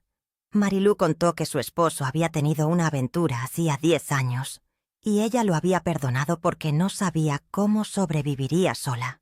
Francisca dijo que su exesposo le había pegado durante años antes de que finalmente tuviera el valor de denunciarlo. Zuleide habló sobre cómo su difunto esposo la trataba como a una sirvienta, sin darle nunca acceso al dinero o a las decisiones importantes de la familia. Cada historia era una ventana a un sufrimiento que había sido escondido, guardado, fingido estar bien porque era lo que la sociedad esperaba. Allí, en esa sala sencilla con olor a mole y pastel de 3 leches, entendí algo fundamental. No estaba sola. Nunca lo estuve. Había miles de mujeres como yo, que habían sido traicionadas, faltadas al respeto, menospreciadas, y que seguían viviendo con la cabeza en alto porque no tenían otra opción. La diferencia era que yo había luchado. Me había negado a aceptar la injusticia en silencio. Y de alguna manera, mi lucha les había dado fuerza a otras mujeres para ver que era posible defenderse, que era posible exigir respeto, que era posible recomenzar incluso cuando todo parecía perdido. Salí de esa comida sintiendo por primera vez en meses algo parecido a la esperanza. En los días siguientes, comencé a reorganizar mi vida. Limpié el estudio de Arturo y lo transformé en un cuarto de costura, un espacio solo mío, donde podía bordar y crear sin interrupciones. Doné toda su ropa a una organización de caridad. Cada prenda que salía de casa, llevándose consigo un poco más del dolor que cargaba. Pinté las paredes de la recámara de un color nuevo, un azul claro que me traía paz. Compré plantas nuevas para la terraza y pasé horas cuidándolas, sintiendo la tierra húmeda entre mis dedos, viendo vida nueva brotando de semillas diminutas. Eran pequeños cambios, pero cada uno me hacía sentir que estaba recuperando el control de mi propia casa, de mi propia vida. Elena tuvo que volver a Puebla, pero no sin antes hacerme prometer que llamaría todos los días, que comería bien, que no me aislaría de nuevo. Lo prometí, y esta vez pretendía cumplir. Josefina asumió el papel de guardiana no oficial, apareciendo en mi casa al menos una vez al día para asegurarse de que estaba bien. Algunas veces me parecía sofocante, pero la mayoría de los días era reconfortante saber que alguien se preocupaba. Fue ella quien sugirió que volvieras a estudiar. Dijo que la prepa abierta en el centro tenía inscripciones, que nunca era tarde para aprender, que yo había mencionado una vez que había abandonado los estudios cuando me casé. La idea se quedó en mi cabeza por días. Había dejado de estudiar a los 18 años para casarme con Arturo. Había renunciado a mis sueños para construir los suyos. Y ahora, a los 68 años, tenía la oportunidad de retomar algo que había dejado atrás hacía 50 años. Era aterrador, intimidante, pero también emocionante de una forma que no sentía en décadas. El lunes siguiente fui a la escuela e hice mi inscripción. La secretaria, una mujer joven de unos 30 años, sonrió cuando vio mi edad y dijo que le encantaba ver a personas mayores volviendo a estudiar, que era inspirador. Salí de allí con un cuaderno nuevo, plumas de colores y una ansiedad mezclada con emoción. Las clases comenzaron la semana siguiente y el primer día fue terrible. Yo era la mayor de la clase por décadas y los otros alumnos, en su mayoría trabajadores que estudiaban de noche, me miraban con curiosidad. Me sentí completamente fuera de lugar, ridícula incluso. Una vieja intentando hacer algo que debió haber hecho cuando era joven. Casi me rindo allí mismo. Casi me salgo a mitad de la clase y nunca más vuelvo. Pero entonces el profesor de español, un señor de unos 50 años llamado Adán, comenzó a hablar sobre los recomienzos, sobre cómo nunca es tarde para aprender, sobre cómo la educación es una de las pocas cosas que nadie te puede quitar. Y me di cuenta de que me estaba mirando directamente a mí cuando lo dijo. Después de la clase, Adán me llamó para conversar. Dijo que le había dado gusto verme allí, que sabía quién era yo porque todo el mundo en Xalapa sabía mi historia, y que admiraba mi valentía no solo por haber enfrentado la traición, sino por estar allí, a los 68 años, recomenzando. Sus palabras me tocaron profundamente. Salí de la escuela esa noche sintiendo algo que no sentía en mucho tiempo. Orgullo.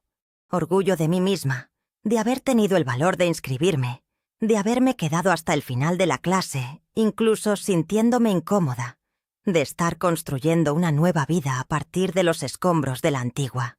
En las semanas siguientes, las clases se convirtieron en mi refugio. Era difícil. Mi cerebro no absorbía información tan rápido como cuando era joven, y muchas veces necesitaba estudiar en casa por horas para entender lo que los otros alumnos parecían captar fácilmente. Pero cada pequeña victoria, cada ejercicio que lograba resolver, cada examen que pasaba, era una prueba de que yo era capaz, de que no estaba acabada, de que todavía había mucho que podía hacer y ser. Hice amistad con algunos compañeros de clase, personas que, al igual que yo, estaban reconstruyendo sus vidas, y encontré en ellos una solidaridad que no esperaba. Fue en una de esas tardes de estudio que recibí una llamada que me tomó completamente por sorpresa. Era Arturo. Su voz del otro lado de la línea era diferente, más débil, casi frágil. Dijo que necesitaba hablar conmigo, que tenía cosas importantes que decir, que no me quitaría mucho tiempo. Mi primer instinto fue colgarle, pero algo me hizo dudar. Acepté encontrarlo al día siguiente en una cafetería en el centro, en público, donde me sentiría segura. Cuando colgué el teléfono, mis manos temblaban. No sabía qué quería, qué podría decir que cambiara algo de lo que había pasado. Pero una parte de mí, una parte pequeña y adolorida que aún guardaba memorias de los buenos momentos, necesitaba oír. Llegué a la cafetería 15 minutos antes, queriendo estar preparada cuando Arturo llegara. Elegí una mesa cerca de la ventana, donde cualquiera que pasara por la calle pudiera ver, donde me sentía segura. Pedí un café y me quedé observando a la gente pasar, intentando calmar mi corazón que latía acelerado. No veía a Arturo desde aquella audiencia devastadora, y no sabía cómo me sentiría al estar cerca de él de nuevo. Cuando entró por la puerta a las 3 en punto, casi no lo reconocí. Estaba más delgado, con más canas, los hombros caídos, una sombra del hombre que había sido. Nuestras miradas se encontraron y caminó hasta mi mesa despacio, como si cada paso le costara un esfuerzo inmenso. Se sentó frente a mí y se quedó en silencio por unos segundos, moviendo nerviosamente las manos. Entonces comenzó a hablar, y lo que salió fue algo que nunca esperé oír. Dijo que había venido a pedirme disculpas, no porque creyera que eso cambiaría algo, sino porque necesitaba que yo supiera que estaba arrepentido. Contó que después de que todo salió a la luz, él finalmente había entendido la magnitud de lo que había hecho, cómo había destruido no solo nuestro matrimonio, sino también la vida de varias personas a su alrededor. Dijo que Beatriz lo había manipulado desde el principio, que ella y Silvia habían planeado todo para quedarse con el dinero, y que él había sido demasiado idiota y egocéntrico para darse cuenta de que estaba siendo usado. Oí todo en silencio, sin interrumpir, observando cada expresión suya. Parte de mí quería creer que ese arrepentimiento era genuino, pero otra parte, la que había sido herida profundamente, sabía que era demasiado tarde. Continuó hablando, diciendo que lo había perdido todo: el empleo, los clientes, la casa, el respeto de su hija, y peor que nada, había perdido a la mujer que había amado por 43 años. Dijo que ahora vivía en un departamento minúsculo, que apenas podía pagar las cuentas, que Beatriz y Silvia lo habían abandonado en cuanto se dieron cuenta de que no habría dinero fácil, y que pasaba los días solo arrepintiéndose de cada elección que había hecho. Cuando terminó se quedó mirándome esperando alguna reacción. Bebí un sorbo de mi café, que ya estaba frío, y entonces hablé por primera vez. Dije que apreciaba la disculpa, pero que eso no cambiaba nada de lo que había pasado. No borraba el dolor que había causado. No devolvía los años que perdí creyendo en una mentira. Dije que él no solo me había traicionado, me había humillado. Había planeado dejarme sin nada después de décadas de dedicación. Había falsificado mi firma en documentos. Se había reído de mí a mis espaldas. Cada palabra que decía lo hacía encogerse más en la silla. Pero necesitaba decir todo aquello. Necesitaba que entendiera completamente lo que había hecho. Comenzó a llorar allí mismo en medio de la cafetería, lágrimas silenciosas escurriendo por su rostro envejecido. Dijo que sabía que no merecía el perdón, pero que necesitaba intentarlo, que no podía vivir con el peso de lo que había hecho.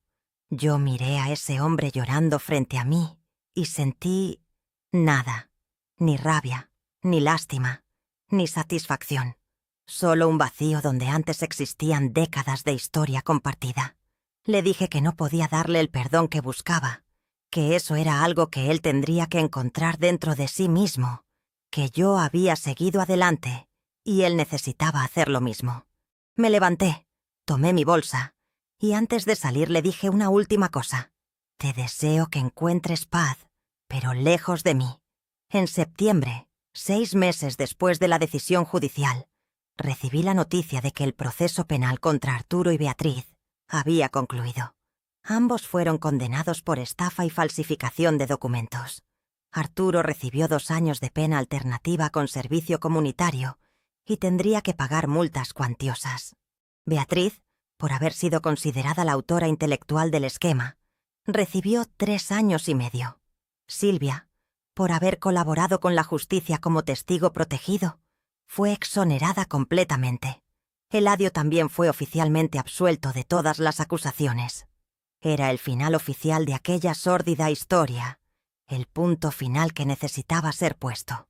El licenciado Gutiérrez me llamó para felicitarme, diciendo que raramente veía casos donde la justicia se hacía de forma tan completa. Pero lo que me trajo más alegría no fue la condena de ellos, fue algo completamente diferente. En octubre, terminé el primer semestre de la prepa con buenas calificaciones en todas las materias. Elena vino de Puebla especialmente para verme recibir mi boleta de calificaciones, y cuando dijeron mi nombre, ella gritó y aplaudió como si hubiera ganado un premio internacional. El profesor Adán me felicitó diciendo que yo era un ejemplo para todos los alumnos, que mi dedicación y esfuerzo eran inspiradores. Sostuve ese papel simple y sentí un orgullo que no me cabía en el pecho. Había logrado aquello sola, con mi propio esfuerzo, sin depender de nadie. Decidí que no iba a parar allí. Hablé con la coordinadora de la escuela sobre hacer una carrera técnica después de terminar la prepa, y sugirió gastronomía, ya que yo siempre comentaba cuánto me gustaba cocinar. La idea me encantó. Imaginé tener mi propio pequeño negocio, quizás vender pasteles y postres, tener un ingreso propio que no dependiera de la pensión de Arturo. Era un sueño modesto, pero era mío, construido por mi fuerza, por mi determinación.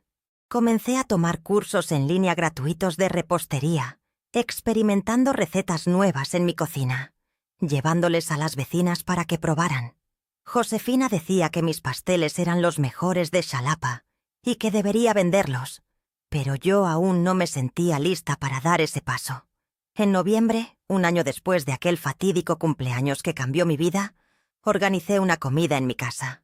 Invité a Elena, a Mauricio y a mis nietos Yazmín y Mateo, que habían venido a pasar el fin de semana conmigo. Invité también a Josefina, al licenciado Gutiérrez, a Neuza de la escuela y a algunas otras personas que me habían apoyado durante ese período difícil. Preparé una gran taquiza, me esmeré en la decoración, puse música ambiental. Cuando todos llegaron y la casa se llenó de risas y conversaciones, miré a mi alrededor y me di cuenta de algo fundamental. Tenía una familia. No la familia tradicional que imaginaba tener cuando me casé, sino una familia elegida, hecha de personas que genuinamente se preocupaban por mí, que habían estado a mi lado cuando más lo necesité. Durante la comida, Yazmín me pidió que contara la historia de cómo había sido fuerte y había enfrentado al abuelo. Miré a esa niña de 12 años, con sus ojos curiosos y brillantes, y elegí mis palabras con cuidado. Dije que había sido la cosa más difícil que había hecho en mi vida, pero también la más necesaria. Dije que a veces las personas que amamos nos decepcionan, y cuando eso sucede, tenemos que elegir entre aceptar la injusticia o luchar por nuestros derechos. Dije que luchar es doloroso, es aterrador, pero que al final vale la pena porque nos permite vivir con dignidad. Vi a Elena limpiando lágrimas discretamente mientras yo hablaba, y Yazmín me abrazó diciendo que cuando creciera, quería ser fuerte como la abuela.